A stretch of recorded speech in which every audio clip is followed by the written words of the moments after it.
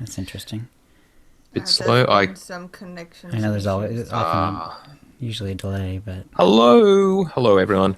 Good morning. This is episode 287 of the OotiniCast. We're actually a couple of days shy of our 5-year anniversary, believe it or not.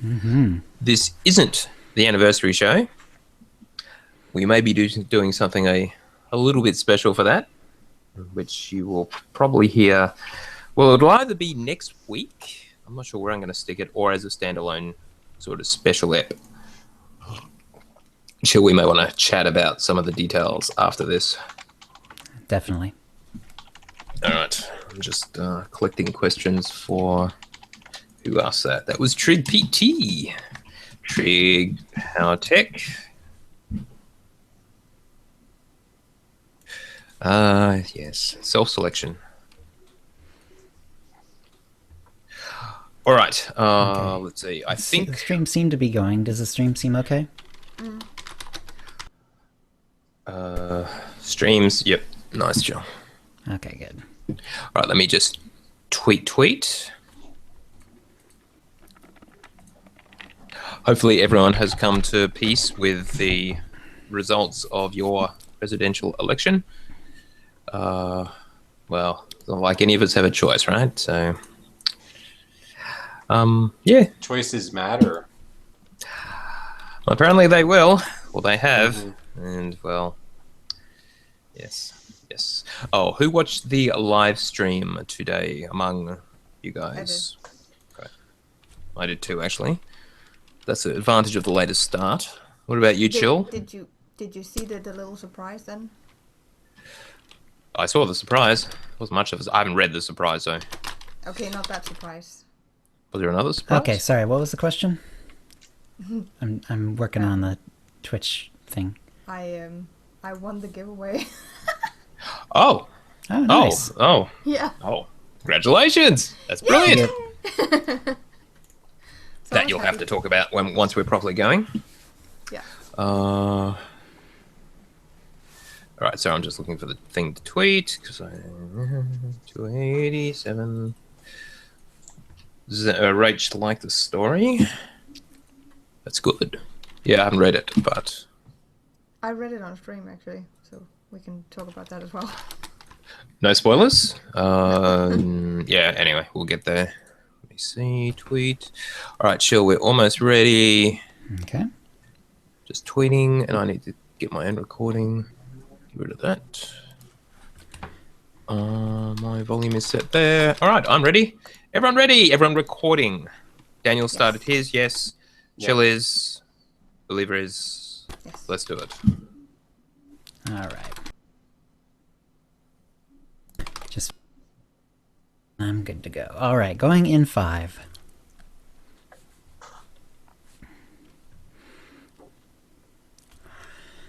Hi, and welcome to the OotiniCast, the podcast that will be in range in 5 minutes. This is episode 287, being recorded on Thursday, November 17th, 2016. I'm your host, Chill, with our producer and co-host, Tio. Hi, Tio. Hey, guys. And our guests today are our psychological friend, Daniel, and streamer Oleva. So, Daniel, it's been a few weeks, and I understand that later in the show you'll have some more of your data to give to us. Well, later in the show, Chill, right now. Oh, are we doing that right now? Oh, we're doing it right now, like in episode 2. All right, yeah, excellent. Probably be better. Yep. I'm So, about to get blasted by lightning. Yeah, so it's Dr. Psychological Friend now. well done. And the last time I was on the show, I shared with you guys some of the just descriptive and percentage-based statistics. And I had a lot of fun doing that. The reason I stopped short of the personality stuff was because I wanted to make sure I had that exactly right. That's the meat of the study.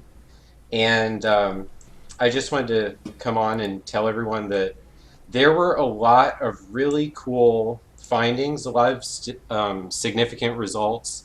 Okay, good. So just across all the categories, I had 5 research questions in the study, and it ended up being over 30 pages of results. And then wow. My final chapter where I wrapped it all up and explained what it means was pretty long too. So compared to other dissertations, it's massive, and they made me cut out like 25 pages that I actually type. So Awesome. I can make a SWOTOR special edition dissertation someday. Um, Interesting. Put it out on DVD. oh yeah, yeah, it'll be great. So I mean, the main thing I want to do is I could talk for hours. I've already proven I can do that. Um, I'll never run out of things to talk about with that study. But what I want to accomplish is just to let people know, and maybe the chat can help me. I see you guys. If you could maybe ask questions, things you're interested in. If you participated, if you remember anything that you thought personally, like, oh, that's an interesting question, then I'll try to touch on that. But the PowerPoint that I did for my defense was 60 slides, and usually you want to have half as many slides as the number of minutes that you have. So my defense was 30 minutes. So not Wow. being able to get it smaller than 60 slides is Right. I got it done though. And that's cut down. It was originally 126 slides. Wow. Well, because you guys That's answered great. all of my questions, which is so great. So the first thing I want to say is OotiniCast, you guys were great. Everyone who's in the chat right now, the people who, yes, use bigger slides. Yeah. If you guys took the time to do this, thank you. Because at my school, the ability to get 500 people to do a dissertation study is unheard of. And my professor said that I should do published work just on how to get people to do your dissertation. Yeah. But that's all I did was send a tweet to both of you, and then you guys responded, and then I just kept the Right. ball rolling, and so it's really the community. So Yeah, you guys are mhm. so awesome.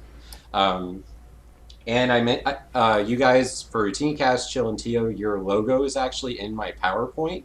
Oh, cool. Cool. Yeah, Nice. I put you on Nice. there. So, and the whole community gets one of the little blurbs on my acknowledgement page. Oh yeah, bribery does work, and I was not able to bribe people. If you remember, I had to not offer you guys anything. But then when I got my graduation survey from my school, I got entered into a raffle to win something. So how ridiculous is that? Okay, Yeah.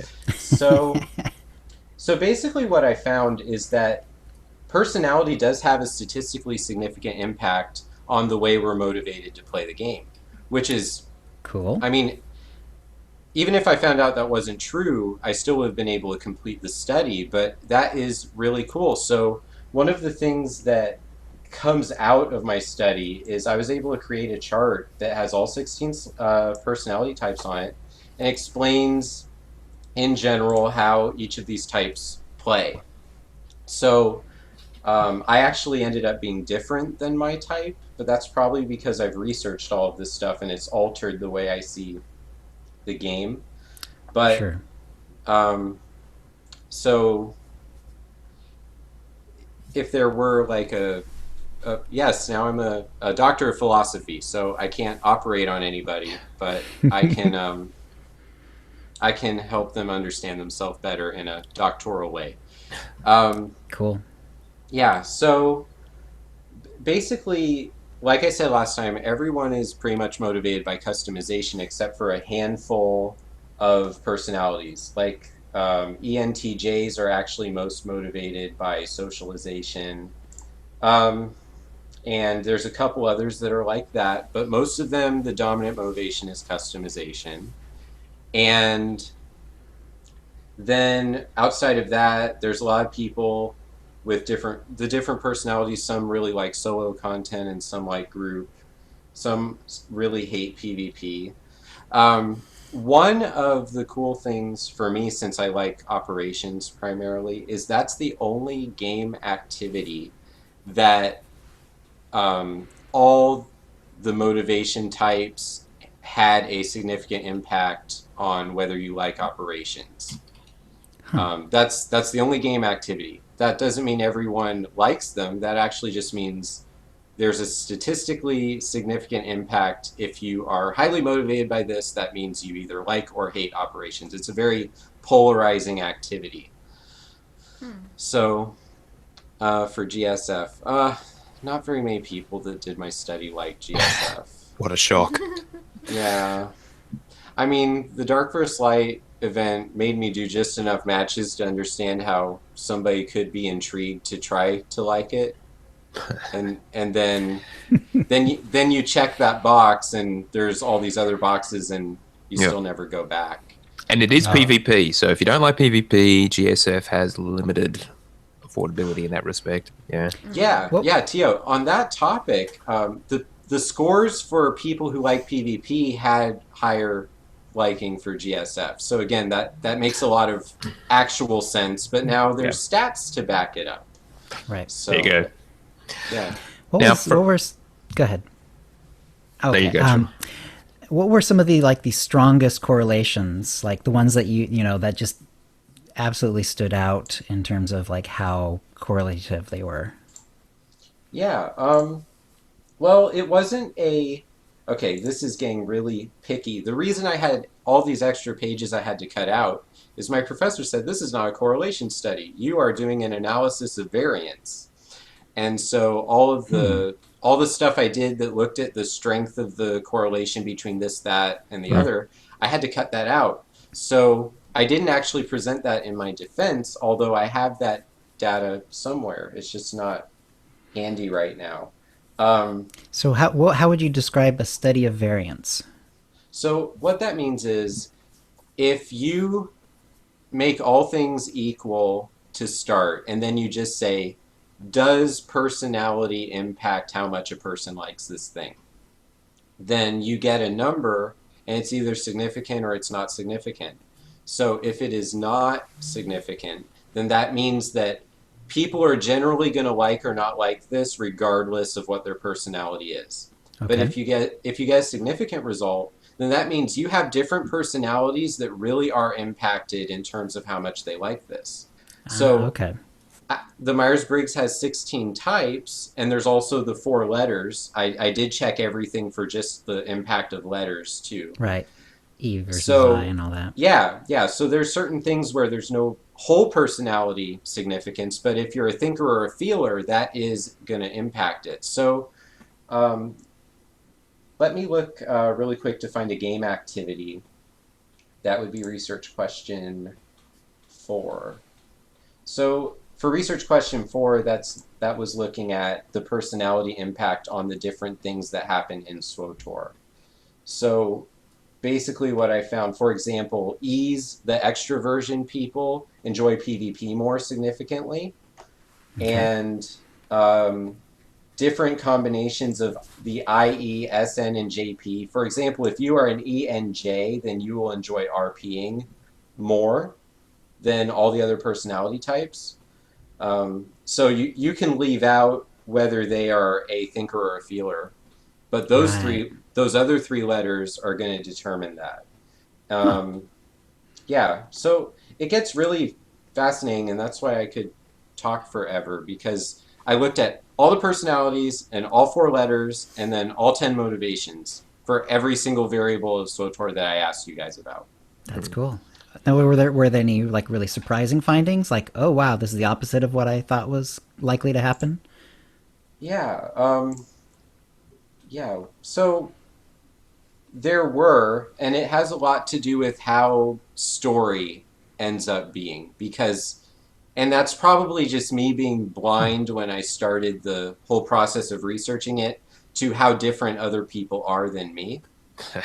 Sure. I really like story, and I really feel bad when I make a choice and it plays out in a way I didn't anticipate, and now my character has affected the lore in a way that I just am not happy with.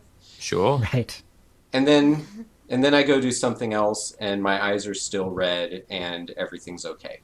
So, so story actually is really important, and I think that has to do with what year I did the study. I think if we hadn't lost some of the people who disagree with that sentiment, then maybe the stats would be a little different.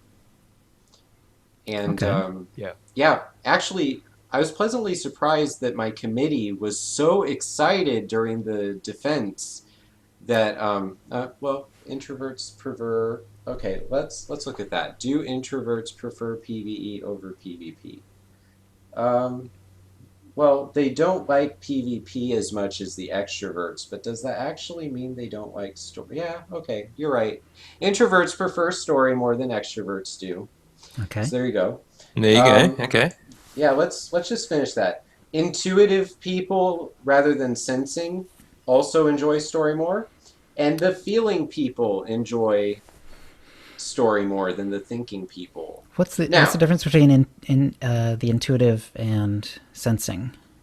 okay, so intuitive is going to draw information from their world based on the way their logic works, and the sensing people are going to pull in that information using their basic senses, like what they see, what they hear, what it smells like, which some of those don't really factor into an MMO unless the graphic developers can convince us something smells bad, like when we're doing datacrons on Rishi or something. So, uh, but anyway, that was a little odd. So the whole thing is there are actually group content things that introverts actually enjoy too. Um, for example, if you look at who enjoys operations, there is a significant relationship to the whole personality. So, for example, ENTPs and ISFPs really don't care or want to participate in those at all. And then ENTJs, ESFJs, ESTJs, ISFJs, and ISTJs. So there's some E's and there's some I's in there. They really like it, more so than the other eight or nine other types that were just kind of in that middle area. So with a study like this, if you differ from your overall group, that's fine. Like I said, I don't match up with what I found out about INTJs. Yeah, the Rishi Datacrons were terrible. They should not do that to us again. Um, uh, the whole thing with not matching, that's actually just how personalities work. So when we say a type is a certain way, that just means a majority of the people who fit into that Okay. category will tend to make this decision. Right. There will always be exceptions, of course, but it's just a tendency. Yeah. So We yeah. had some questions from the chat, so can we just catch up with those? The Yeah. Blay asked earlier, is there a strong relationship between introverts and sorks? Or you haven't got the level of granularity? Yes, I can look at that because I broke that down. Let me find that in my slides. So that would be also a research question 4, but earlier. So I can actually just go. I think that research question 4 is probably the one everyone's the most interested in, it seems. So as far as class, introverted people prefer anything that holds a lightsaber. Extroverted people also prefer lightsabers, but they selected things that wield blasters more often than introverted people do. Huh. Okay. What does that mean? That introverts are more Jedi-like or Sith-like? Yes, I mean, if you look at the breakdown, we're playing a Star Wars game. I think the majority of the people identify the character that is their main, because all my questions were prefaced on this idea of what is your main. Right. So I think if we're playing a game, we want to have a lightsaber. Unless our goal is to beat things after the point in time where BioWare decided lightsabers should not be able to win. And then maybe that changes. Again, the year that I did the study it creates all these extra level questions. And in my defense, I actually was asked by my professors about the game as a culture or as a community. And that brought in like BioWare as our government and making decisions that affect their Fair enough. their populace and the uproar when we get something we didn't even ask for, and then we have the people having to trust that their vision is gonna work out. And then also related to advanced class, Same finding in terms of the I and the E. The sensing and intuition had a significance to intuition. People pick sage or sorcerer more, but Huh. that's the norm. That's the norm across all personality Right. types. Sage and sorcerer were the most popular class in the Interesting. game as far as my sample. Oh, I want to address in the chat before we started recording live, there was a question about how I can rationalize that the people who are willing to do the survey are all the people who are in my study. And um, so the situation there is, yeah, that is a really good point. And I'm not looking at anything related to treatment or things where that would become an issue. Is just a survey. And I had actually enough people to sort of control Right. for that. So Mm-hmm. if we say that SWOTOR is or was recently a population of more than 1 million people, then I would need over 385 people in order to say that there's only a 5% chance that my statistics are bad. Right. And I was able to far surpass that because you guys are so great, and the people who really championed my study were able to draw in a lot more than that. Um, so I addressed that in my last chapter as an issue, and my professors were glad that I did that on my own accord. They thought that was really great. Yeah. So that's just always an issue. How do you get the people who don't want to do a survey to be part of a sample? Right. Exactly. You know, Exactly. And so speaking of your idea that the population may have changed since the launch of the game, and it's possible that certain types of players may have dropped out. Um, did you even get a small subset of people who heard about the survey who used to play SWOTOR, but did the survey for you anyway? Were you able to get even a few numbers off of that? I know that I did. Um, Just not big enough to actually draw conclusions from? well, I didn't want to go. There's no question that I asked that would indicate whether they stopped playing or not. So even if I know that a person has stopped playing, maybe because of things that they've let the community know, Okay. that's bringing in outside information that is not part of my study, Okay. and that Hmm. that that would be messy. I could have sworn there was something in the study about that, but I must be thinking about something else that you asked about. I asked what year they started. I didn't Ah, ask if they there we were go. still a current That's probably what player. it was. Yeah. Yeah, Okay. you are a What about blaster loving extrovert. faction choice? Was there any influence on personality on which faction you preferred playing, Republic or Empire? Yeah, there was. Let me find that too. Okay. So, actually, you know what? There may not have been. That might have been a not significant. Okay. Okay. So there is no significant relationship to personality type or any facet of personality type in what Huh. faction we pick. How But Interesting. interesting. there are significant impacts of what motivates us to play. Okay. Um, so if you want to know that, I can find Yes. that. Yeah. So for faction, the Sith Empire preference is observed in people with high competition and escapism scores, which makes sense because if you're playing to escape, then you may be doing things in the game that are not in line with who you are in real life, Sure. Yep. like helping evil win. And most people don't want to see themselves as the villain. So for example, my Marauder is a full Sith Zabrak with 2 red lightsabers and murders everyone without considering the impact on the story. And I'm a counselor who tries, in general, to help people. So, so when I'm playing that character, I have a higher level of escapism than maybe when I'm a character more in line with who I really am. Which Um, personality types was that correlated with? The high escapism? oh, escapism. That's research question one. All right. So you say that question again, Chill. Okay. Escapism was correlated to which personality types? Okay. That is a good question. personality type, escapism. Okay, so there were 3 types that had a much higher score in that area, and those were INFJ, INFP, ISFJ, and then the low one in that area was INTJ, which is basically me. I guess people with my type tend to not play to escape from real life stress. Okay. So, Cool.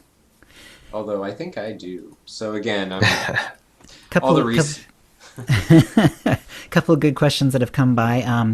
I think it was Zamzam who was wanting to know, was there a question about healing, DPS, and tanking?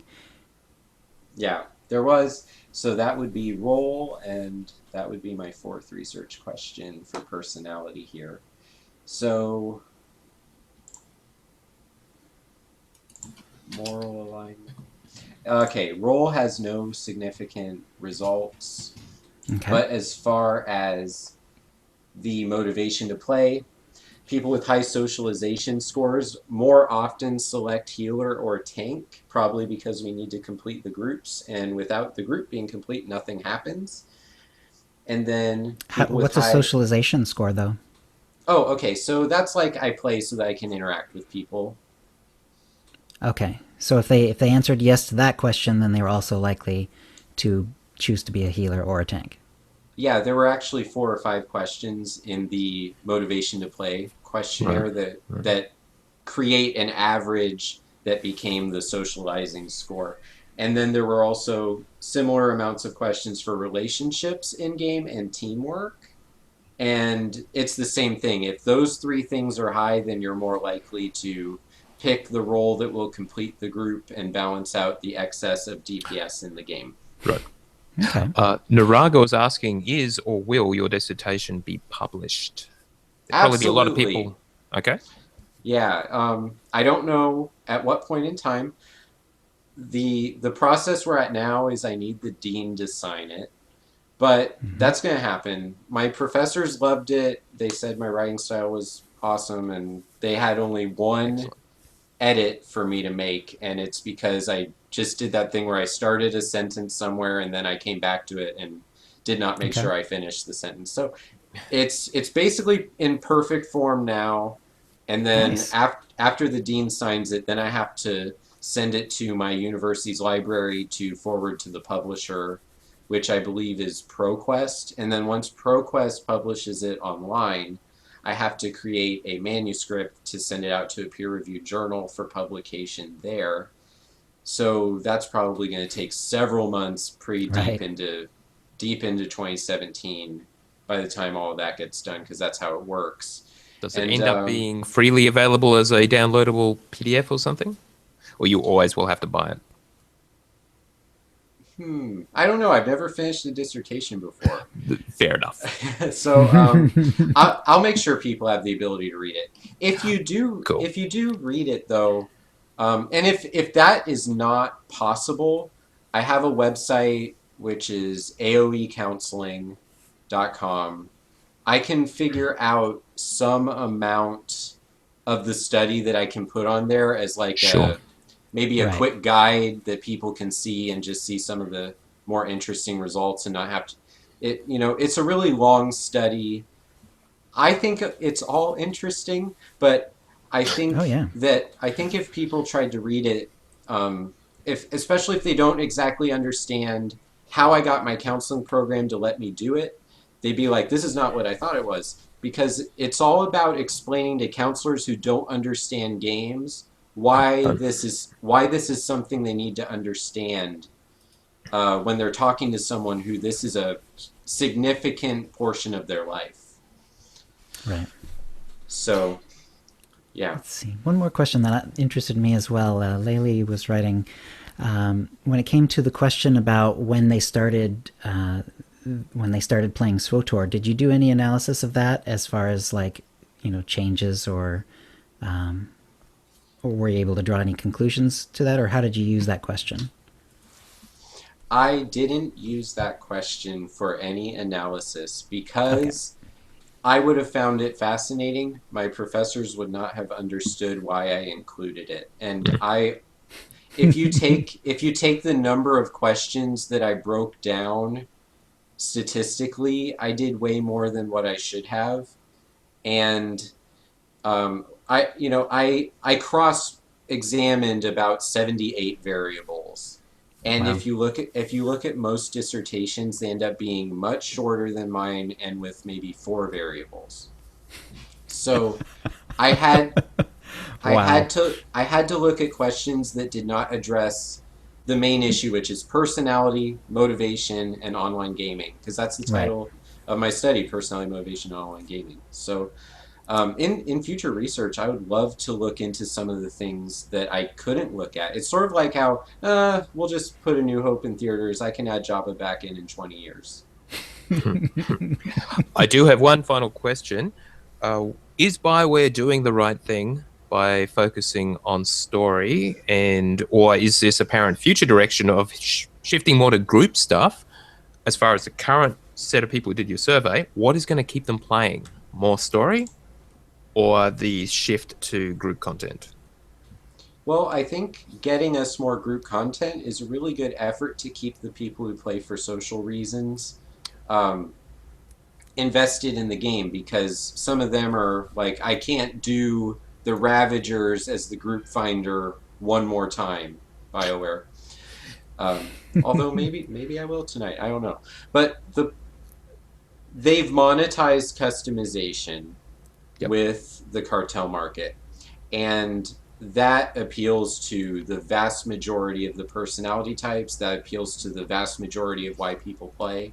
Even Right. the people who play group content do it in some way because what they see as customization is how powerful their character is.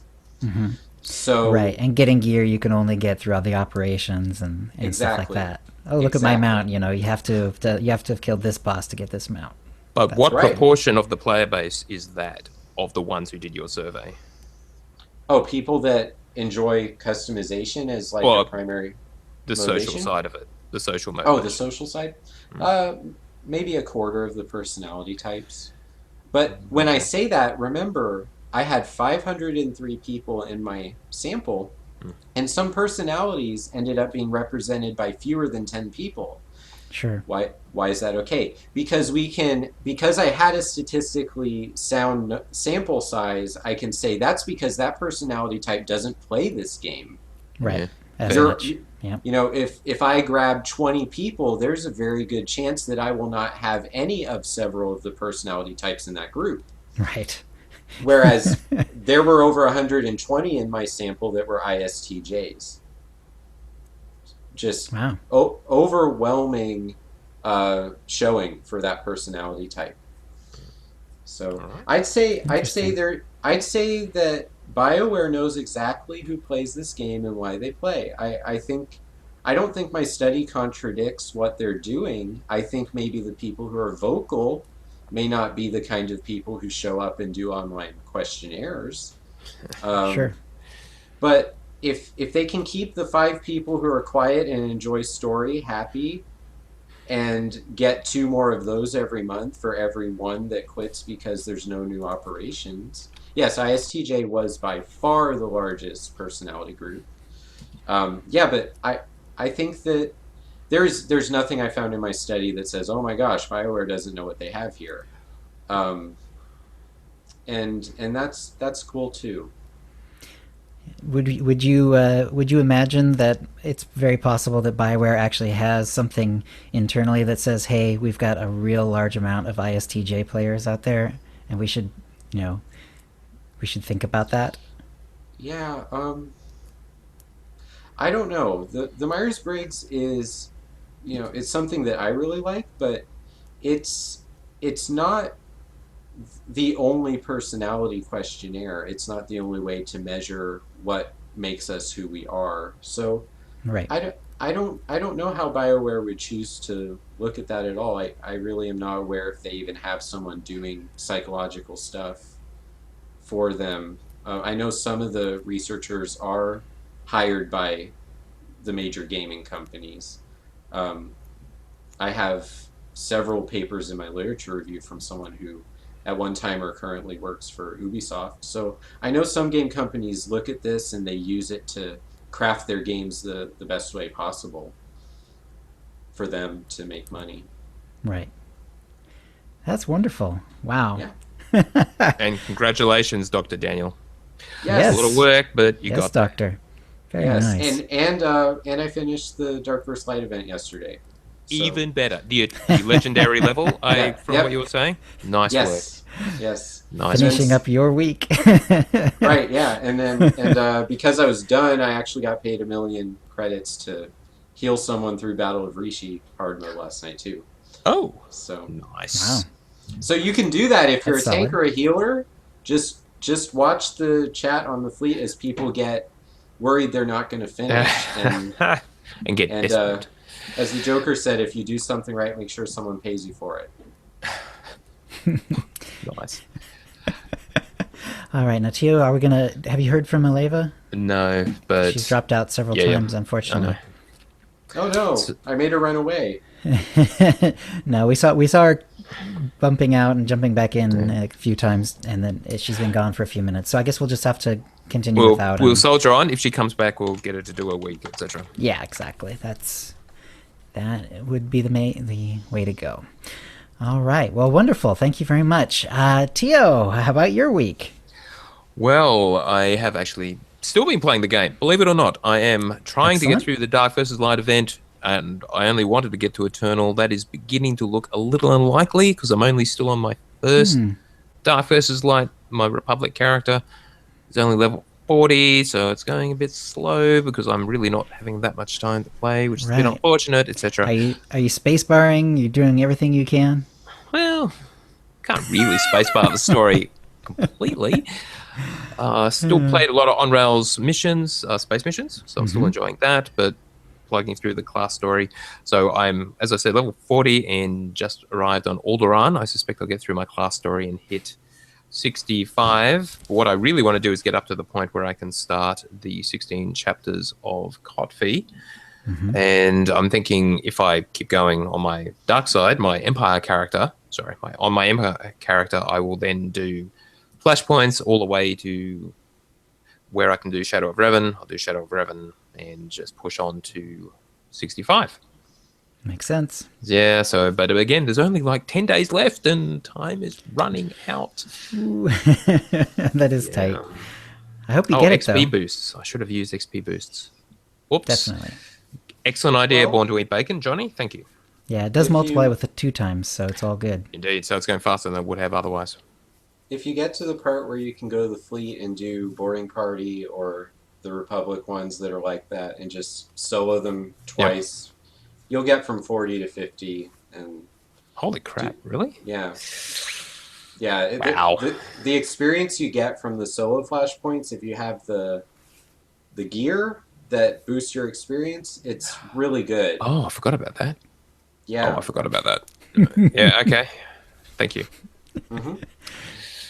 We'll get you there, Tio. Anyway, that's pretty much it for me. Over to you, Chill. All right. Well, a shout out to the chat room. We clearly have a lot of folks here today. Anog, Archoxia, Atari 360, Blaze here as Blacklock Gaming, Born to Eat Bacon, Dekion, Demerzel85, Dreadx, Drekaren, Evans, 04111, Farseer, Gahana, Hatefield, Hawk is here.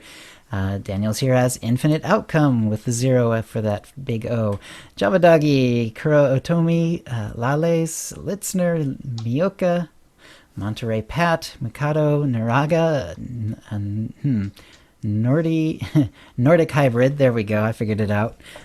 So Grizz, Sacrifice 2000, Shammer 47, Siskike, Thanil 12, Token, Trig, Zamzam, and Zvotor are all here. Hello everyone. All right. Did some streaming on Chillriff this week. I finished Act 1. That's not a whole lot of progress from last week. Reason being that my brand new computer is being sent back for repairs, unfortunately. That memory bug, Outrageous. yeah, it was not fixable by the new RAM chips that they sent. It still had problems, so it's been sent back, and they will repair it and send it back to me, and yeah, it kind of sucks. And I was totally used already to the wonderful max level graphics, and it's really hard to go back to blobs under my feet. but I have done it. I have done it. So, yeah. And beyond that, I did listen, just finished it today, actually, the Audible version of the Rogue One prequel story, Catalyst. It was good. It was interesting. Not super adventurous the way most Star Wars stories are. This felt more along the lines of, and some people will definitely not like this, but kind of like along the lines of the prequels. And they were definitely having to do a big dance because, of course, this is published before the movie comes out, so they can't really give away anything that's happens in the movie. But they have to sort of reference things that will happen in the movie. They're doing this bizarre dance all the way through it, where you can tell that they're sort of setting things up, but you don't know exactly where it's going to go, that sort of thing. But yeah, so interesting experience. Not exactly my favorite, but I think it will be also interesting to go back in a month and listen to it again once I've actually seen Rogue One, and then see how it all has kind of really tied in. So yeah, it's kind of a weird experience. If you're interested into that sort of thing where you're sort of like trying to figure out what they're hinting at, you'll probably enjoy it. If you thought that the prequels were all about, trade disputes and governmental stories that you hated, then you probably won't like this. All right. That will bring us to the tip of the week. And we've got 4 tips this week. Teal, why don't you start us off with the first one? Our first tip is from Devadar. This is for Bounty Hunter players. I was listening to one of your older shows. I believe it was in one of Swoderista's PvP segments that she mentioned that by doing a quick double click with your mouse on Death from Above, it will center it automatically on your current selected enemy without having to actually place the area template. I think it was a speed issue in PvP. Due to having carpal tunnel, I rarely use a mouse and I have everything keybound. Well, when you have a target selected and just quickly double tap that key, it does the same thing. What a huge surprise. My Bounty Hunter is my main and I can't believe I've played so long without knowing this. I use Death from Above whenever it's off cooldown now. It's so useful for those packs of Sky Troopers that never seem to end. Indeed. I'm not sure this is really new, but it was sure new to me. Thanks for the great show. P.S. I wrote not long ago about being bummed that I missed out on the HK55 story. I dealt with it by finally doing the quest chain to get HK51. Nice. It's so nice that it's easily soloable now, which it is. And Devadar, yeah, that thing about the whole double click and centering on a target, that was added. It hasn't been there since the launch of the game. It was added, I suppose, relatively recently, which is probably at least a couple of years ago. So not that recently. I'm thinking a little after McCabe. Yeah. Maybe Shadow Revenish. Feels recent, but it's not. So it's been there for a while, but not forever. Right. It is one of those things that if you miss that note, you can easily have missed it the whole time since it came out. Especially since a lot of times you're kind of targeting on the middle of them anyway. You're not going to notice that it kind of jumps a couple pixels over, that sort of thing. But yeah, it is really handy. And the nice thing is that you can also turn that off in options as well, by the way. But even if you keep it on, if you click it just the once as opposed to double clicking, you can still nuance it and just hit them with the corner of it if you need to, that sort of thing. So, all right. Second tip is, and sorry about the coughing earlier. Second tip is from Jason. Jason writes, "Hello, just found this on." I just found this out on accident, but you can queue up multiple craft missions on each companion. I was working on Armor Mech on my Vanguard and double-clicked on the craft button by accident, and there I saw the big picture of the craft being made and a small picture of the item next to it. I'm sure I'm not the first, but I'm willing to bet I'm not the last. If this has been used before, my apologies. Have a good one. Has been used before, but it's been in the game pretty much since the beginning, though it is only for subscribers. So I believe if you are preferred or free to play, you can only craft one thing at a time per companion. So yeah, so it's easy to miss if you go from being preferred to a subscriber because you won't have known about it. Yes, and hopefully you also know that when you craft something, you don't need to have the mats actually in your inventory. They can be in your own cargo hold on that character or in your legacy bank and shared between all your characters. Yes, it's so wonderful. And remember, you can stack mats up to nearly 100,000 now, so yeah, that's excellent. Our third tip is from DR2000 of our own Utini Knights and Utini Rage Guilds on the Harbinger. Hello, Knights. Now, with DVL coming to a close, most of us have reached our desired levels and can't do no more. Yet our lust for more free crates still burns. The easiest way to get more loot that will still benefit your main characters is to run through the first 2 levels of DVL on different servers. Collections are account-wide, not server-wide. And that's where the items end up. With regards to server choice, those of us who used to call different servers home in the past, try that with having some of the server unlocks still on, such as those with Rocket Boost, and see how right you were when you decided to move. Prophecy of the Five, for example, has about 8 people on the fleet and 0 PvP pops in days. Oh, that's tragic. Ouch. Or try it on a brand new server and see how much you have come to depend on those unlocks that you have on your main server. Those poor new players. Oh, yeah, I don't think I want to move to a new server because there's all those things that you've unlocked. And Yeah, exactly. It's rough. All right, 4th tip is from Javadoggy, who's in the chat room as well. Javadoggy of Utini Rage writes, there's a tip for all you subscribers out there. Get your plans in order for early access. 1. Take the day off, or have a sick day ready if you need to. 2. Hit the store to stock up on all your favorite munchies and beverages. Gamers need their fuel. And 3. Last but not least, make dang sure your computer is ready for the download and running smoothly. See you in game. you don't have to do it all on day one, though, if you want to avoid spoilers. Though I suspect the biggest spoiler has already been given away, the whole ruling the galaxy thing. But I guess how we get there is the interesting part. We'll talk more about that when we discuss the live stream. Right. All right, by a random allotment, the winner is Devidar. Congratulations, Devidar. You're the winner of a Tonfon or M83R droid pet code, courtesy of BioWare, and an OotiniCast provided Cartel Market Pack from the latest shipment.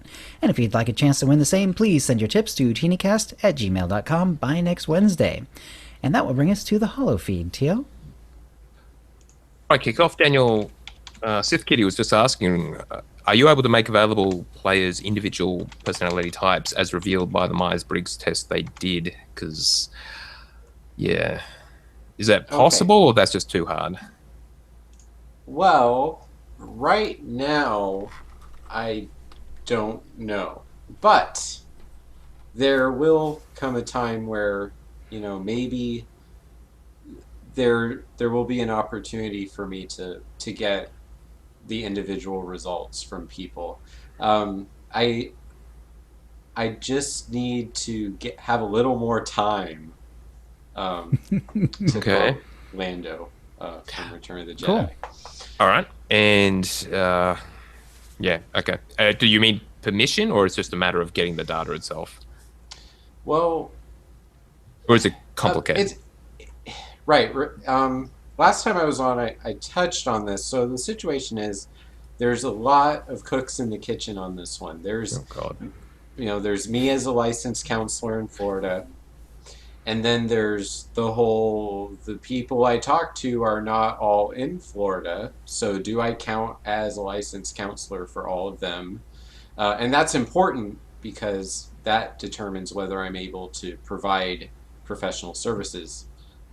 Like a personality result. And then there's Barry University, which made me have the language in my study that there is no direct benefit to the participant, which is very standard speak for a student dissertation study, no matter how cool it is.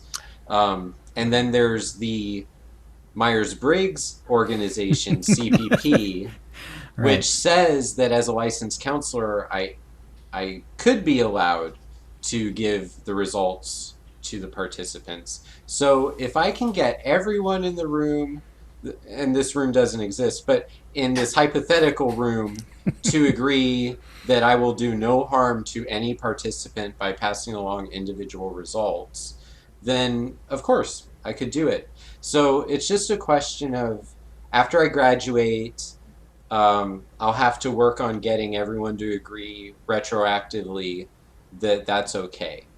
Okay. And I intend to do that. But what it came down to is that became such a challenge that my choice was graduate and get that handled afterwards, or just don't graduate and see how long it takes to get that sorted out, and that could take months. Right.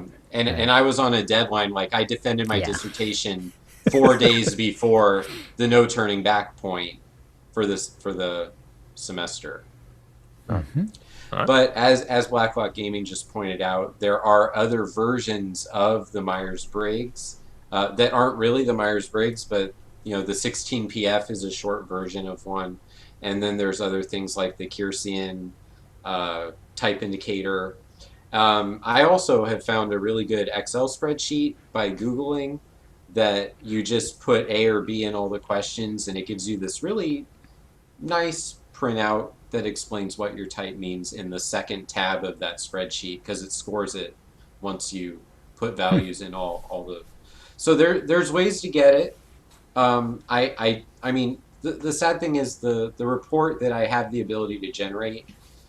It's nice. It doesn't have any of the SWOTOR stuff in it. That's another thing too. Like because of the study, I would like to be able to modify the PDFs so that it has the information that I think the sample is actually interested in too. On top of that, so that's a lot of work. Yeah. All right. Okay. So Wow. thank you. That is Yeah. complicated. Yeah. All right, let's get into the news. Well, firstly, let's just mention the Rackghoul event is live this week until next Tuesday. So if you're doing the DVL event, pretty much the last chance if you need that bit of it, which you only need if you're doing the top 6 tier, the legendary tier. And when they mentioned this on Twitter, by the SWOTOR account, they published some nice concept art of Rackghouls, which is kind of cool. So I'll just include that in our show notes just because. Now, the only other news we actually have to cover is the live stream that was held today, 2 p.m. Pacific, 5 p.m. Eastern. That was, well, what they called it was Story Time with Charles. Charles Boyd. So it was Eric Musco and Charles Boyd, and the idea was just to talk story. So let's just go through what they covered. Firstly, it was asked about remaining companions. Are they going to bring back any of the companions we haven't got in our Alliance army at this point? And in Kotet, in Knights of the Eternal Throne, the answer is no. No, Wow. we are not getting any new companions. And the reason for that, as he explained, was introducing companions properly, as in with the full gravitas and appropriate weight that they deserve, because they're important to various players because of how important they were in their own class stories. Well, it takes time if done properly.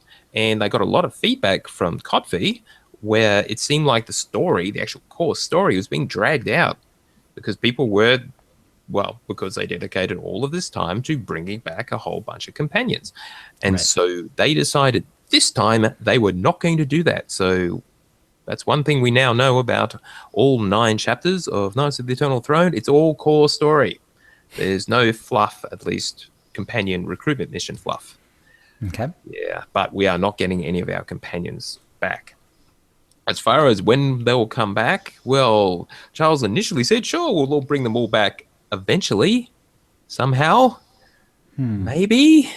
And yeah, he got somewhat non-specific at that point. So they want to do it, but Yeah, I mean, I know that some of those that are just missions that show up, with Dr. O or one of the other leaders of the Alliance. The Alliance recruitment missions, yep. Yeah, the recruitment missions. Some of those are fairly involved. I mean, I imagine that if they had the developer time, then instead of doing it as part of the official expansion story, they could simply do a really cool Alliance story, essentially. Because, I mean, like the Blizz one was sort of interesting, and there was a couple of others that were a little more involved. They had a little story to them, and and some of them were pretty well done. Like the HK one was really fun, for instance. So, yeah, I don't know. I kind of imagine that's how they would eventually do it, but it sounds like it won't be for a while. Let's see. Now, after that, they went through the whole command crate opening experience, which is similar to the cartel crate opening experience, and our cartel pack opening experience. And so you got your command stash, And what he showed was in his inventory, he had all these consumables that grant command XP. These consumables are the things that will drop from various things like operation bosses. When you click on them, they're consumed and grant a whole lot of command XP. And as you get command XP, of course, as you reach certain points, you will get command crates. And those command crates appear in your inventory. You can right-click on them. That'll bring up the window with the command stash, or in your command stash, you can just see the crates that you have, and then you open them, and the items appear in your command stash itself as they're just added to a list, basically. And you then have the choice. You can either disintegrate them, which will destroy them and grant you command XP, extra command XP, or you can claim them, and that will put it into your inventory. Or I assume your collection if it's a collectible item. The things that come out of the command crates, as we know, are reputation items, including old reps that you can't get anymore any other way. Nice. Gear, just obviously like set bonus gear and whatever else. Companion gifts and cosmetic items, just whatever, and schematics for crafting, of course. Those are all the ones I mentioned that turned up. So that's how it works. And as far as the disintegration goes, while the item is still in your command stash before you've claimed it, when you hover over it, it will tell you how much command XP you'll get if you choose to disintegrate it. Of course, once you've claimed it, you can't disintegrate it after that. It's just certainly any other item. So, okay, that's the way the system's going to work. They reminded us of the key date, 27 November. You have to be subbed on that day to get the Rapid Recon Walker pre-order bonus, whatever you want to call it. It is too late if you're not subbed already to get early access, but you will have to remain subscribed to 27 November if you were subscribed on the 10th of October. So you've got to be subbed all the way through. Then you'll get early access on the 29th of November. And then there's the open access to everyone on the 2nd of December. And of course, you have to be a subscriber to have access to that. But remember, sub up. It's all unlocked, all 9 chapters, all at once. And then you're good to go. Sounds good. Mm-hmm. Now, they have released a new trailer, the Rule the Galaxy trailer. Got a Valkorian voiceover. Starts off, you are no ordinary leader, blah, blah, blah. And apparently, according to Valkorian, the only way to end this chaos is to claim the eternal throne and be your destiny. So, so where this is all going to end up, it's all pretty bloody obvious. In fact, they're not doing nothing to hide it. You will end up on the eternal throne. Getting there? Well, we'll see. And apparently, if you watch the trailer closely, you will see someone lying on the ground. And that someone, well, maybe a key figure. Is that a giveaway? Maybe they don't end up in that particular position, depending on your choices, because choices matter. That's right. Now, in the live stream, they moved on to recap the story of the Eternal Throne. Well, actually, it was more they decided to recap the story of Knights of the Fallen Empire, and you, the Outlander, at least Outlander as far as the cool goes, is the commander of the Alliance. You're dedicated to overthrowing the Eternal Empire, and which is now ruled by Valen, who is now the Eternal Empress. She's got Scorpio as her sidekick or advisor, but who knows what Scorpio is really about.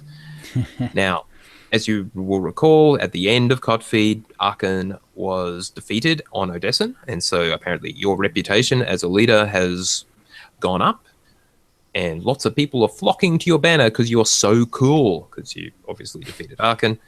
Speaking of Arkan, he's on the run with Senya. As you know, Senya rescued him, and her goal apparently is she is desperate to save her son. Poor Arkan. He's badly injured, but she wants to do the whole redeeming thing. Let's see how well that works out. Now, you'll know that if you see that little red glow in Arkan's eyes, things are probably looking pretty bad. But that was a giveaway, you see, when he's being evil. Right. His eyes glow red. So anyway... Yeah. And Senyan Arkin is the subject of the extra story that we get from Drew Karpyshyn. That was the that they sent out. That was the surprise that was revealed at the end of the stream. Now, Drew Karpyshyn is on the writing team for Knights of the Eternal Throne, and he has published, or they have published, and they released it with the stream, that short story called A Mother's Hope. And it's between Senya and Valen, and I got the impression it was a bridging story between Kotfi and Kotet. Sure. But yes, published now. We'll link to it. You can find it on sweator.com. So, yeah, very cool. Now, what else?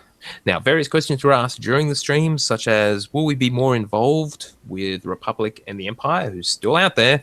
And yes, but it's not the main thrust of the story. It's a key factor, though. Now, given that people are beginning to see a light at the end of the tunnel, as in the Eternal Fleet and Eternal Throne or whatever being defeated, the Empire and Republic are beginning to look beyond that, and, well, there'll be a bit of a power vacuum, and both sides presumably would like to fill it. So there's going to be a whole lot of politicking and stuff like that. How you deal with that directly, don't know.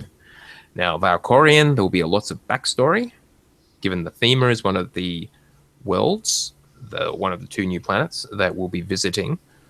That will sort of play into it, and we find out how he starts off as Tenebrae and became Vitiate and then became Valkorian. How did that all link up with the whole Zakul thing?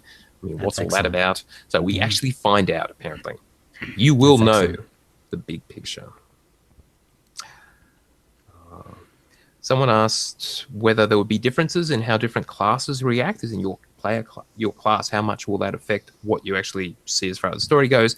And Charles said they are continuing to tailor dialogue based upon the class. So Smuggler will say things in the Smuggler way. Jedi Knight will do it in the Jedi Knight way, that kind of thing. And your interactions with specific characters, especially companions, will be tailored based upon the prior experience that class has with that particular companion. It's obviously different if the class had never encountered that someone else's companion. So they are tweaking it, but obviously the gist of it, given the flow through the story, remains the same for everyone. But it is personalized or classized, whatever you want to call it. Apparently we're visiting Voss first in Kotet, so we're going back to Voss. Charles recommended that you should at least do the Voss Star Fortress, because that will somehow lead into it. You don't need to do it, but it will help the story. Interesting. Okay. Yeah.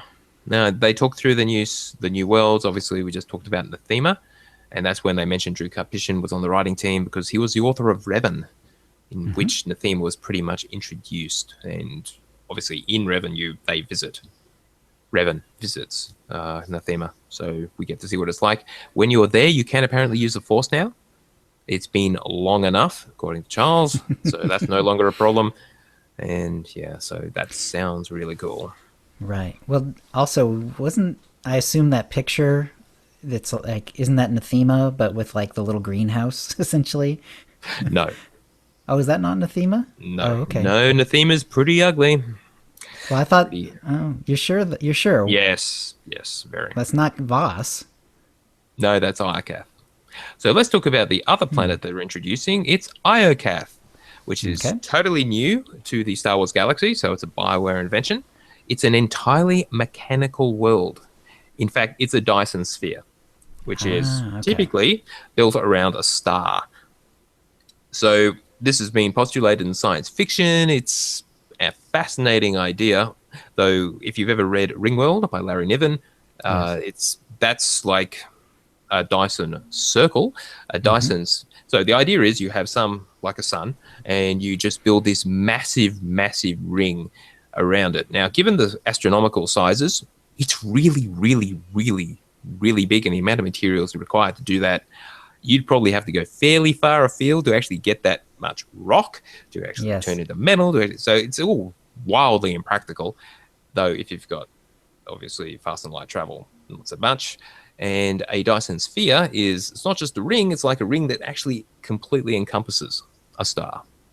So you thought the ring was bad. Imagine how much stuff you need for the actual sphere.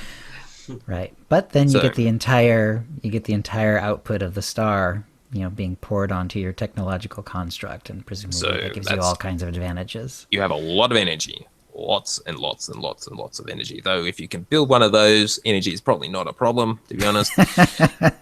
I'm sure they got other ways at that point. So, yes. In fact, if the people looking for life on other worlds, the whole SETI thing, looking for Dyson spheres and any kind of evidence of massive technological constructs is something they do to see if they can spot any life. Right. And guess what? They haven't spotted any yet. Not yet. Still looking. You never know. Now, this Iocath, the Dysosphere, it's apparently has a lot to do with the whole Eternal Fleet thing. So maybe that's whoever created the Dyson Sphere apparently may have also created the Eternal Fleet. And that's where we go to find out what's happening with this whole Eternal everything jobby. So maybe it's the droids, what's left over. Maybe there's a race there who actually created the Eternal Fleet. It's actually a really interesting story. It'll be really interesting to see where they go with it as far as that goes. Definitely. Now, the question was asked, are these worlds, Nathema and Iocath, going to be open world, just like the existing planets that we did our class stories on? And the answer is, well, no. They'll be kind of instanced, just like the other planets that we visited during Kotfi for the most part. Okay. But Charles said, geez, it'd be great if we could make those open world areas. Sure, why not? But yeah, no, they're not in Kotet. They're just instance areas we will visit. As far as a time lapse goes, it's been about 6 to 8 months since the end of Kotfi, when Senor Anarkin nicked off and Valen took over. And now when we kick things off in Knights of the Eternal Throne, so 6 to 8 months or so. Right. They even said they like to make the amount of time roughly equivalent to the amount of time that happens in the real world between expansions. Sure, I thought why that not? was funny. Why not? Yeah. Now and we've already mentioned A Mother's Hope, that bridging story. And the next live stream will be on Wednesday next week, because next Thursday is something to do with turkeys, Thanksgiving, whatever, some American thing. And so it's a holiday, and thus they're going to be doing the live stream on Wednesday. And that will be the final wrap-up, just summarizing everything, and then the Q&A, anything you want to ask. And then the following week it goes live. That's it. We're there. Wow. Yeah. Seemed like age forever till we got there, but we're nearly here. So, yeah. Any other final thoughts?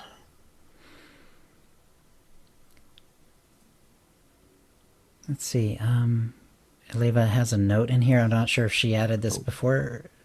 She added it yesterday. She was wondering about the fan-made mod for KOTOR called Oh, no, Baram. that's the next story. Oh, is that the next story? Okay. Yeah. Sorry, I looked to be pointing at the next one. Okay, I see it. No, that'll be interesting. So, okay, so it's funny. We've seen the picture of the greenhouse before, and I just assumed that like someone was going down. I didn't think it was Iocath. I assumed it was Nathema, and like someone was trying to sort of kickstart life back on Nathema. You know what I mean? Using this sort of greenhouse effect, right. greenhouse device. Yeah. But if it's Iocath, that's cool too. So yeah, that's gonna be awesome. Looking forward to that. Now we're done with Swotal News. One more story I wanted to touch on was Star Wars Little Golden Books. So if you're growing up, these things have been around forever, and Little Golden Books of various types. Apparently Random House, which is the publisher, is launching their own new line of Star Wars Little Golden Books. And they're based on the 6 released Star Wars movies. Though, Daniel, from what you were saying, there's now a Force Awakens one as well. Well, the book that I found on Saturday, it actually had just random pages strung together to give like a child motivational sort of experience. And it had pictures from all 7 existing movies. Okay. All right. Yeah. So and you've actually Rey bought and that Finn. for your practice? Yeah, so sometimes I have little ones coming in, they're, having family issues or school problems, and I have to help them to believe in themselves and be positive. So, having them pick a couple pictures with characters that they recognize and use that as the basis for talking about how they can do things, believe in themselves and do better and not give up. So I decided to buy it. So Yeah, cool. It's a nice little book. Yeah. Now, I will obviously be purchasing them for my daughter and my son when you're born. So, yes, this will obviously bring them into the whole Star Wars universe nice and early. Excellent. It's Now, never too early. it is never too early. Now, let's jump into a bit of community news. Firstly, we have an iTunes review, first one in a little bit, from Jasenko69 from the USA. And he says, great show, fun to listen to even if you're not playing the game currently. Every time I listen to them, it makes me want to log in. Nice. Yeah. Thank you very much, Jasenko. And if you want to help the show out, drop an iTunes review is always good. It just bumps us a little bit up in the ranking if people are looking for a Star Wars: The Old Republic podcast. Though, given there aren't that many of us left, it's not that hard to find, to be honest. So, but yes. And also, thanks to Arnog, he was having trouble signing up as a patron on Patreon. And you can do that through our website. We just linked to that, patreon.com/OotiniCast. He was just having trouble with the whole online form thing, so they screwed that up somehow. So he decided to become a monthly contributor, hopefully at least until Patreon can get their act together. Well, so thanks. Thank you, mate. Yeah. Also, Hawk, our regular, has been a guest on the show and regular participant in our chat. He is looking for a night during the week where he can get a core group of people playing SWOTOR, doing group content. Right. To join him on his channel, they'll use Discord for voice. And so let him know if you're interested. I'll include all the details in the post for this show. So yeah, just if you want to stream with him, why not? Could be fun. Yeah, it's fun to stream, and it's actually fun to do group content on stream. It definitely changes the group content a little bit, but it definitely not all negatively. Some of it's very positive and very fun. So, yeah, if you're into that, I would say definitely get with Hawk on that. That would be awesome. All right, and yeah, we'll have some links in the show notes, of course. And that's news. And that will bring us to the Academy. And this week, Soterista will tell us about the Collections interface. Thank you, Soterista. And that will bring us to the Force Feedback, where we read out your tweets and emails. And Death Row writes, well, starting off with a YouTube link, 84 characters over 8 servers in SWOTOR done in a spreadsheet. So the video is about a minute long, and it's just panning down this spreadsheet, which has got all of his characters listed, how many credits they've got, which nightmare mounts that they've received, where they've got the crest of the whatever it was. Wow. Jesus Christ. Did it include /played? No, he didn't, but yeah, you have to see it to believe it. That is a lot of characters, and he's got an absolute ton on the Harbinger. So Wow. Amazing, mate. Amazing. All right. Oh, and Hawk in chat says that he will be streaming after OotiniCast. So if you're listening live, or then go for that. And in fact, he was also suggesting that after OotiniCast might be one of the times that he would be looking to do the group content in the future. But again, that's not set in stone yet. Java Doggy writes, what will happen to the Thieves' Den? Will the sands of Tatooine bury it forever? There really isn't a good reason to go there anymore.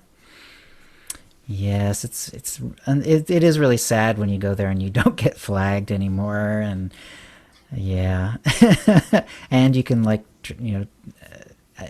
and yet some of the things are like still the same. Like I don't think you're allowed to transport out of it. You still have to leave the area. For last I remember, kind of like because there was that old mechanic in it. And the crates aren't there. You have to be in the PvP instance. They did change it, so you have to be in the PvP game focus.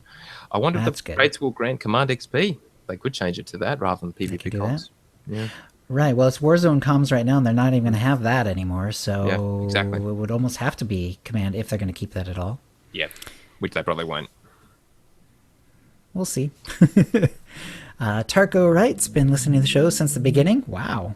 Love what you do. I've wrote in a few times, but it's been a while. I wanted to respond to the claim that the thoughts presented in your episode about the voice actor strike was biased. I agree somewhat with that statement. There are two opposing sides in this argument, making bias unavoidable. I recommend people to listen to episode 92 of the Kinda Funny Games cast to hear their thoughts. One of the most important pieces of information is that the companies have agreed to a form of residuals, but are against using the term residuals. It also appears that every matter proposed by the union has been agreed to except for this one. I really do strongly suggest listening to both yours and their podcast for the full picture. Keep up the good work. Thank you, Taco. I did indeed listen to that, and they had an interesting point of view. They apparently are in communication with voice actors, so they had sort of like the inside view on that, and they told us there was a sense that some of the voice actors didn't want to get the residuals and everything unless everyone on the game got the residuals. That, as we talked about when we did go through this with Christina, don't know, sure. I don't know. I prefer that, I guess from my point of view, given there is an established scheme for actors generally, Right. as in getting residuals, that they should be on the same level. They should be in parity with other voice actors doing voice acting. It just doesn't seem fair to make them like a segregated group just because they work on games. Makes sense. Yeah. All right. And Mariachi writes in, I'm sorry, but I do have to say that the new model is pay to win and doesn't simply gate endgame content. Let me take an example. Player A and Player B both subscribe the day Cotet comes out. Both love to play regular PvP, they play the same number of matches, have the same results, medals, and so on. They get the same gear in that month. What luck! Player A only subs for the 1 month and is only able to get the 3 pieces of top tier gear. Player B also earned those same 3 pieces, subs for another month, and gets 3 additional pieces of top tier gear. Player A gets nothing new despite continuing to put in the same time and effort as Player B. Player B has purchased additional power. Just because there is a step between handing over your money and receiving the power does not negate the fact that it is a pay-to-win model. Would you argue that purchasing a series of quests that eventually doubles your character's health isn't pay-to-win? Of course it would be. Obviously, that being extreme, but what percentage of advantage will someone who subs and gets fully geared have over someone who subs for a month and then stops? Pay to win, as I understand or define it, is spending money to have a competitive advantage over other players that have not spent money, and having that advantage locked behind a paywall, unable to be earned except by spending money. Cotet gear gives a competitive advantage and is locked behind a paywall. I guess the sad truth isn't just pay to win, it is keep paying over and over to win. Anyway, you guys do a great show. I still tune in despite having played the game for at most 5 hours in the last year or so. Ouch. So I guess we'll have to agree to disagree. This comes down to definitions, and my interpretation of it is endgame is now basically what you do when you're subscribed, or you can only be subscribed. Sorry, you can only do endgame if you're subscribed. If you stop being subscribed, if you let your sub lapse, you are no longer participating in game. What's the point? You don't get any command XP. And your access, you probably still have no access to operations. They won't have the PvP pass, will they? Because they've taken all of those things off the cartel market. So literally you can't do anything at endgame. So endgame is now a sub. You require a subscription to actually access it. That's as simple as that. Is that pay to win? No, it's pay to play, I guess is another way of saying it. You have to be subscribed to do the end game. Well, you're not getting advantage over other people. Those people aren't even in the game anymore as far as end game goes. Isn't the point of having a subscription in your game to have a pay to play system? Yes. Anyway. Yeah, yes. I mean, so they're saying that if you want... The problem is they create a system where you could play for free, and then people figured out a way to cheese that and still participate in all the things that are really deep and involved without paying and supporting BioWare, which you could also argue is why we're in this situation where our expansions are either story or group content.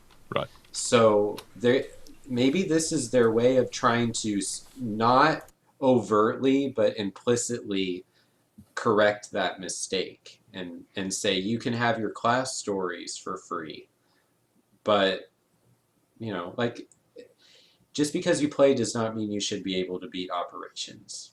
So right, yeah, I agree. And it just means that even though the game is technically free to play, its free to play model is, well, there's all kinds of restrictions. You can pay your way out of some of them. But really, BioWare wants to get paid, or should I say Electronic Arts wants to get paid, because if a game doesn't make money, it gets shut down. This is not a charity, and they have the free rider problem. If too many people are free riding, then no one's actually paying for the ride, and the ride goes away. So by doing this, by gating in-game behind it, they more or less oblige you. If you want to play that in-game, you got to sub. You can't just do any kind of clever way of using credits to buy passes and things like that.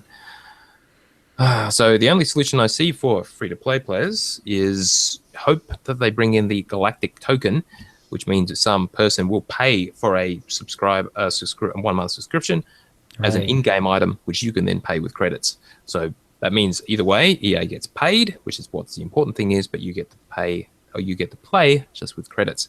That's about the only option I can see. Otherwise, they really, really, really want you to subscribe because they need the money.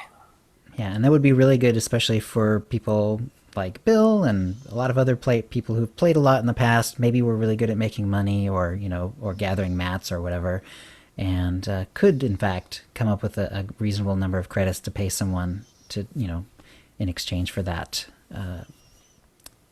token. Yes. So yeah. All right. Any final thoughts, and then we should wrap well, up. Leva's saying that she could get back in, but it's so late now. Do you want to?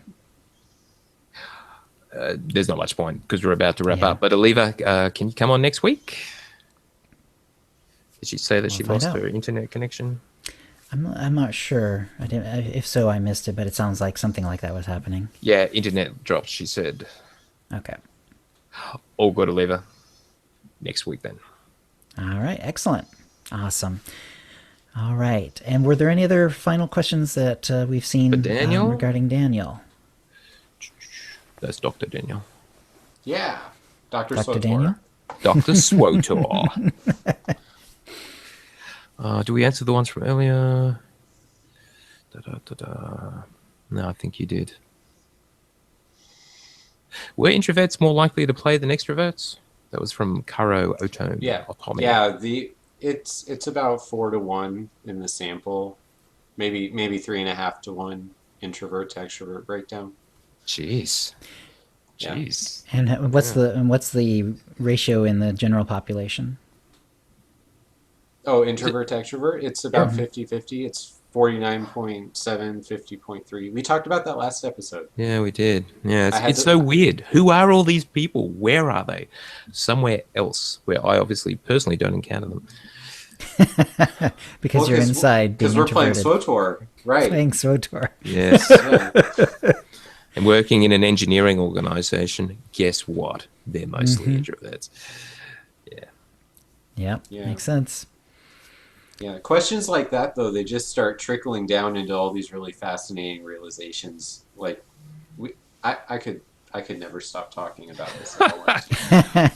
Awesome. Thank you, Dr. SWTOR. Yes. All right, then, that's a show. If you'd like to play with us in the Utini Knights Guild on the Republic side of the Harbinger server, or in our guild on the Empire side, do a /C join Utini to join the Utini channel. Then let us know you're a fan of the show. You can email questions and comments about the show to OotiniCast@gmail.com. Follow us on Twitter using @OotiniCast. You can find contact details for all of us on our website, OotiniCast.com, which includes how to subscribe to us using iTunes, Stitcher, and the rest. We record the show live every Thursday at 4:30 p.m. Pacific. Go to OotiniCast.com/live to find out how to join in. Our theme song is Doomsday by Jean-Paul Zogby. Thank you to the chat room, and thank you to Daniel, and hopefully we'll see you Leva next time, and we'll see you next week. All right, hang on. Keep recording. Now, Dick did want me to mention you don't have access to the Parade of Strongholds. So what I might do is just describe it briefly and then cut it into community. Okay. Do you have a quick summary, Dekion? Where is it?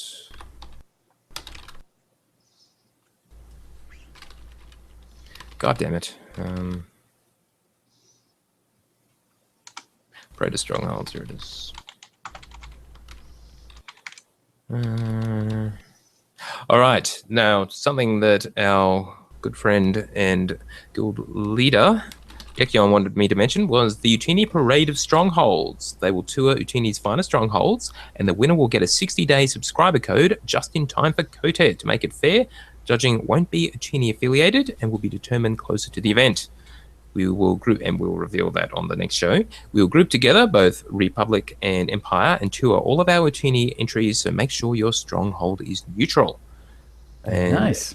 So send a private message to Dekion if you want to enter your stronghold, and that is happening this weekend on Saturday, starting November 19th, 9 p.m. GMT, whatever that is. I'll put the details into our show notes. So yeah, feel free to get involved with that if you're an Utini, and probably pretty much anyone else as well. Right. Thank Although you, I'm Dekion. reading it as 9 p.m. CST, Central Standard Time, rather Oh. than GMT. I beg you. GMT. It actually says 9 p.m. GMT. Oh, okay. All right, In chat, it says Central Standard Time. All right. It will start at 9 p.m. Central on Saturday night. All right. You guys keep recording. We will say, see you later, guys. Thank you. And we'll be back Bye. next week with hopefully something special. See ya. Stopping the broadcast.